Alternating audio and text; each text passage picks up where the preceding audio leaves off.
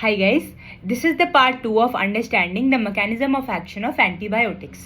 इससे पहले वाले पार्ट में हमने पढ़ा कि कैसे एंटीबायोटिक्स सेल वॉल की सिंथेसिस को रोकते हैं बैक्टीरिया के अंदर और राइबोसोमल सब यूनिट्स पे बाइंड करके कैसे प्रोटीन सिंथेसिस को रोकते हैं।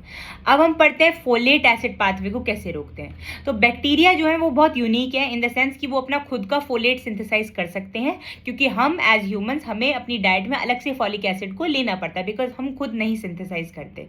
तो बैक्टीरिया के अंदर एक बहुत ज्यादा इंपॉर्टेंट रिएक्शन होता है बिटवीन पाबा एंड डाइहाइड्रोक्सी टेरोएट सिंथेज नाम का एंजाइम, जिससे फोलेट बनता है। तो एक स्पेसिफिक क्लास ऑफ एंटीबायोटिक्स होता है जिसे बोलते हैं सल्फोनामाइड्स, जो कि पाबा का स्ट्रक्चरल एनालॉग होता है, और वो जो सल्फोनामाइड्स है वो instant and up binding with the enzyme, जिससे फॉलिक एसिड सिंथेसिस नहीं हो पाता है। इसके अलावा एक और टाइप का एंजाइम है जिसे बोलते हैं ट्राइमेथोप्रिम।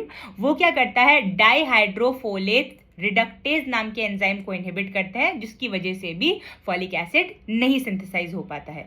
अब बात करते हैं कि कैसे डीएनए का रेप्लिकेशन रोकते हैं। बेसिकली डीएनए रेप्लिकेशन कैसे रोकते हैं, एक पर्टिकुलर टाइप के एंजाइम्स होते हैं जिनका नाम होता है राइफेम्पिसिन। वो क्या करते हैं, आरएनए पॉलीमरेज की बीटा सब यूनिट के साथ बाइंड करते हैं, जिससे इनिशिएशन ही रुक जाता है एंड विच इज वाई जो रेप्लिकेशन है वो कंटिन्यू ही मतलब स्टार्ट ही नहीं हो पाता है, बिकॉज राइफेम्पिसिन जो है वो बीटा सब यूनिट से ऑलरेडी बाउंड है। तीसरे टाइप का इनहिबिशन होता है बाय इनहिबिटिंग डीएनए गायरेज। तो बेसिकली रेप्लिकेशन के दौरान जो डीएनए गायरेज होता है, which is also known as topoisomerase 2, ये प्रोकैरियोट्स में पाया जाता है। और जब रेप्लिकेशन फॉर्क बनता है तो एक तरीके का बहुत ज्यादा टेंशन आ जाता है डीएनए के स्ट्रैंड में, तो उस टेंशन को रिलीज करते रहना टाइम टू टाइम बहुत इंपॉर्टेंट है, और वो काम डीएनए गायरेज या फिर टोपोआइसोमरेज 2 करता है। तो एक पर्टिकुलर टाइप के एंटीबायोटिक्स होते हैं जिन्हें बोलते हैं फ्लोरोक्विनोलॉन्स। वो बेसिकली डीएनए गायरेज को ही इनहिबिट करते हैं, जिससे वो नेगेटिव सुपर कॉइलिंग जो है वो बहुत ज्यादा एक्यूमुलेट होती है, रेप्लिकेशन फॉर कोलैप्स हो जाता है, और फाइनली जो बैक्टीरिया है वो मर जाता है। तो बैक्टीरिया एंटीबायोटिक्स की भी दो क्लासेस हो सकती है, बैक्टीरिसाइडल एंड बैक्टीरियोस्टैटिक। बैक्टीरिसाइडल मतलब जो डायरेक्टली बैक्टीरिया को किल कर देते हैं, जैसे कि पेनिसिलिन, ये डायरेक्टली किल कर देगी सेल वॉल की सिंथेसिस को रोक के।